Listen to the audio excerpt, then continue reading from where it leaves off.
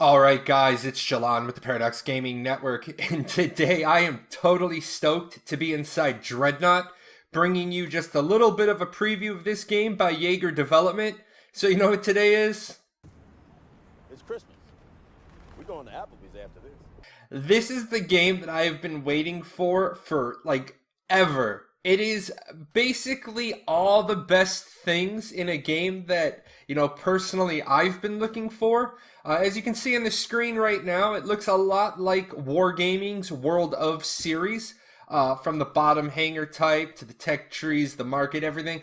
Very familiar feel. In fact, I thought this was a Wargaming net game when I first loaded into it. Had to do a little bit of research on it. Found out it's done by Yager Development. You may recognize Yager Development. They actually did a game called Spec Ops: The Line, and it came out on PC, Xbox, and PlayStation 4. It didn't do very well, not because it wasn't a good game. It just didn't click with a lot of people, but a lot of people, when they play their first-person shooters, they stick with Call of Duty or Counter-Strike.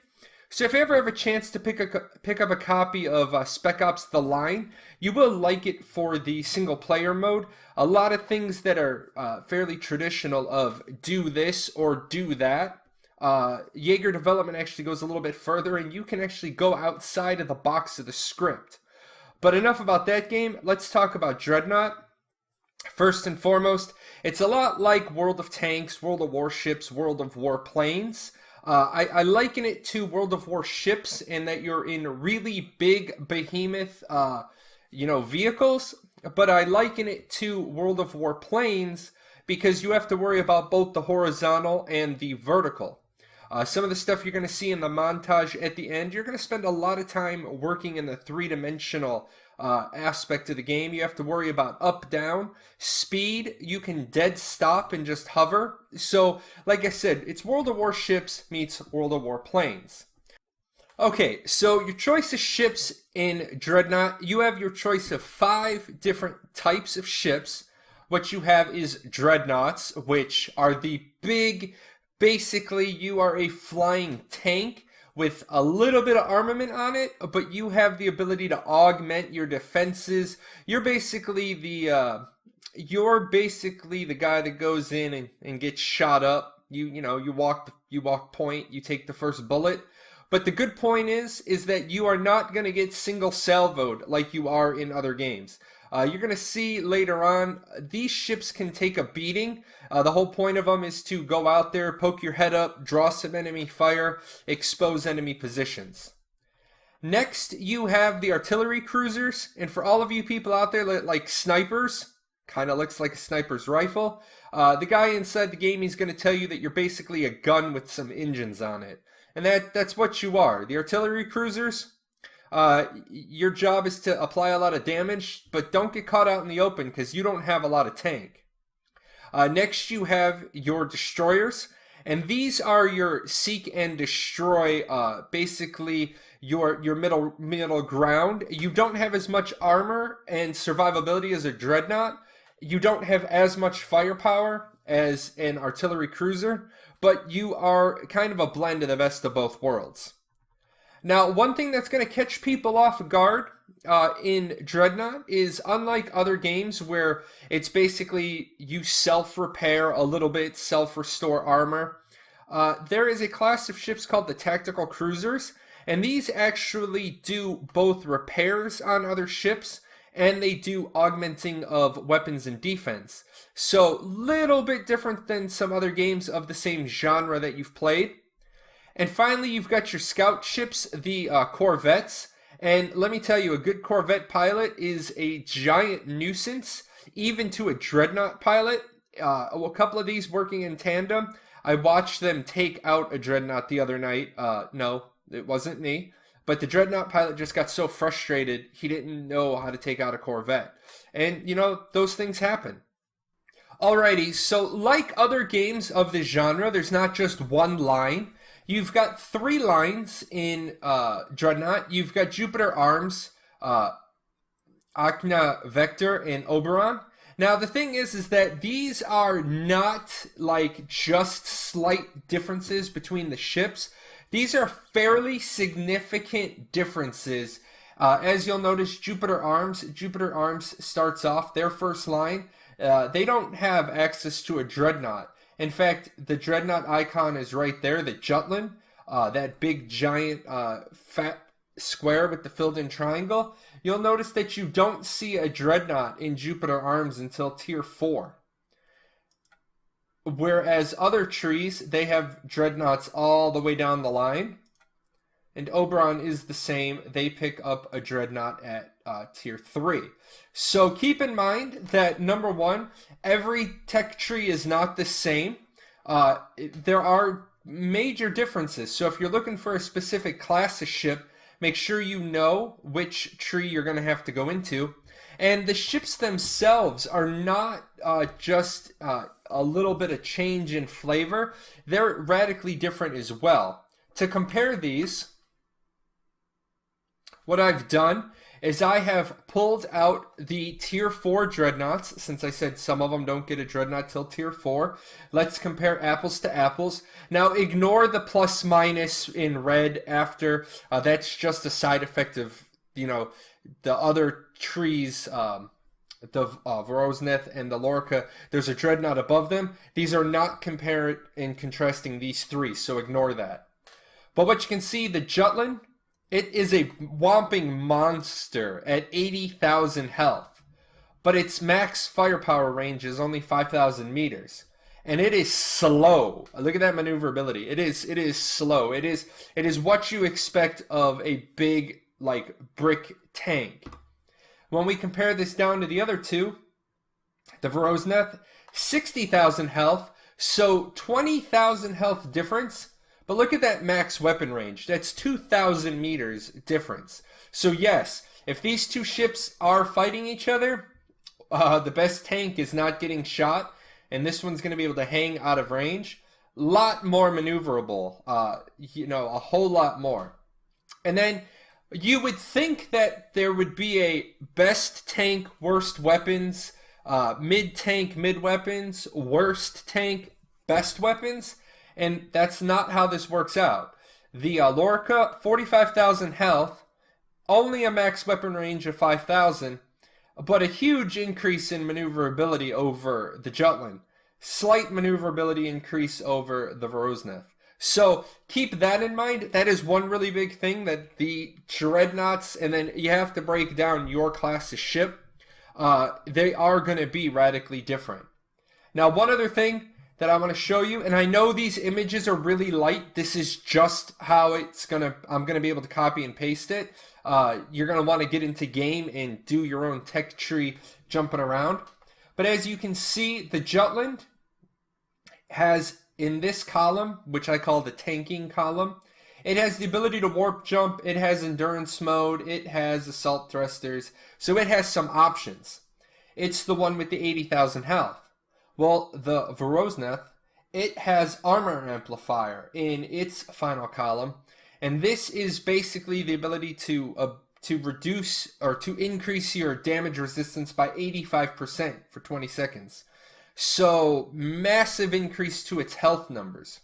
Now, as you can see from the images, the icons, some are similar. They get similar things, like both get repeater guns, both get the heavy flak turrets in the secondary weapons. But these guys, heavy torpedoes 4, you know, so you got to start looking like this. The Vorosneth, it has flechette missiles. The Jutland does not. So make sure you really kind of dig into your tech trees and learn what all of these do, learn their weapon ranges, etc. Alrighty, now to jump into my hangar real quick, just to show you guys some stuff. You can see that you have up here at the top this recruit fleet. I can actually click on this down and I can have my veteran fleet or my legendary fleet. I don't have any legendary ships yet, but I want to show you a couple of things that are different about this game than some others. In this game, you don't ever sell off ships. If you decide that you want to be playing in the recruit level, finish out maxing a ship, what you do is you right click and you remove a ship from your fleet. Does not get rid of it. It doesn't destroy it, doesn't nothing. If I click add ship, I can come right back here and I can put my nav right back into my fleet, or I can, pick any of the other ships that I want. You'll see my Agosta is maxed, so I might want to bring that in. My Cerberus is maxed, I might want to bring that in. But for right now, I'm going to put my nav back in, because my nav is my Dreadnought. And I'm going to click on my nav. And it's just like all other games, as you click on modules, you can swap different things. Now, some of them there are no other options. Some of them there are, like in my nav, I can have warp jump or armor amplifier. I come into my tech tree, come into my nav, and as you can see, I got armor amplifier, I got warp jump, I got some options. Now, I do want to show you one other thing. On the veteran level ships or above, if I come into my ship, I have what's known as these officer briefings, and I haven't unlocked any yet because I have only just started playing. But one of the things you'll see is this research. I'm almost there. I've almost unlocked one of these. Now what this is it's a crew skill. It's a passive ability on some of them are active. So on this one, as you can see, my damage resistance would go up by 10%, but my speed would go down by 10%. So pretty intensive tanking officer briefing. Now, this is going to be the reason why you end up going down other lines, other companies and other lines of trees. Like, I want to fly a Dreadnought. It's all I want to fly. But I'm eventually going to have to come down through some of these other ships, because one of the things I'm going to want is desperate measures. When my health gets low, it's going to remove all debuffs from me, restore my energy, and reset my module cooldowns. Well, the only way that I can get this is I have to get into the Tech 4 destroyers, which is going to require me to come down this side of my current company. Now, there are a lot of officer briefings, and you're going to want to take some time if you decide to play Dreadnought. You're going to want to come in here into the Dreadnought wiki and figure out which ones you're going to want. Now, luckily, they broke this out for us, and you can look at the 4 types. And I'm just going to pick, navigation, and I'm going to pick nerves of steel. No, it's inactive. Let's find a passive. There's no passive. Oh, that's slow and steady. Let's take engineering officers, tip the scales. The effect boosts health regeneration, reduces energy regeneration. That sounds like a good one for a tank. Now, how do I get it? Engineering officers, tip the scales. Tip the scales. Now, they don't have this broken down by class, so let's look. I'm not finding it. Oh, there it is. So, there is tip the scales. It's on the Verosneth, and it's tier 4. So as we come back into game, in order for me to get this down my line, there's the Verosneth. Once I've researched the Verosneth, the next thing I can research is tip the scales. I'm going to have to buy 2 tech. There's my boost health regeneration, reduce energy regeneration. So on that one, I'm going to get lucky. It is down my line. Okay, guys, last thing I want to talk about today is I'm going to talk about the game modes. Now, you've got your standard team deathmatch. It's 8 on 8. Now, one thing I do want you to realize is that sometimes you're going to start a match with AI teammates, or you're going to be fighting AI opponents. I've seen that there's some talk about changing that. Just realize your AI is going to be really bad. Keep that in mind. But it's you versus them. Games to 100. Each kill is 4 points. The next one is the Proving Grounds. Same thing, except it's you and up to 7 player teammates versus the AI. So if you want to work on a new ship, a new build, figure out what some stuff does, you're definitely going to want to go into the Proving Grounds. The last type of match is called Onslaught. These are matches to 300 that have a moving objective, and that objective is a command ship. You have a command ship to defend. The enemy has a command ship that you have to attack. And then there's going to be NPC ships in there. There's going to be NPC fighters and assault ships. And it's really, really cool. It's like a well thought out actual war. Now, keep in mind you can lose the game by killing by the enemy killing your command ship multiple times. You can win the game by killing the enemy's command ship a bunch of times. Or a lot of times you're going to catch the enemy because they're going to be going for an objective. It's actually, you have to think it through. So guys, if you've ever looked for a game based on kind of like the World of series, but you're tired of getting single shot salvoed, wombo comboed, you might want to take a look at Dreadnought. You're big, you're armored, you're tanky, you have some time to respond, strategy matters, board position matters, so it really takes some of those games to the next level. I've talked to a couple of EVE players so far that say they really kind of enjoy the game because they like this space combat of EVE, but they hate all the other stuff that goes around, like restoring their ship when they get blown up.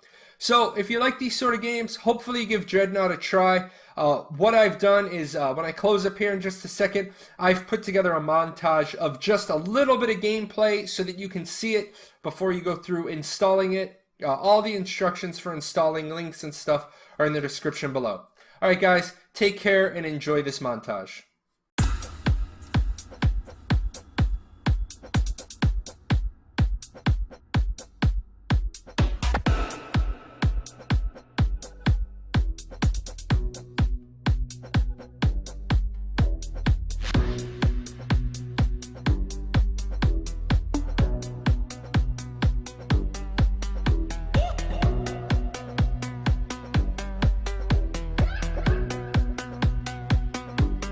Hold your fire and open comms. No. Something isn't right here. Why send in one big boat for us to chew on and then roll up in that bag of nails?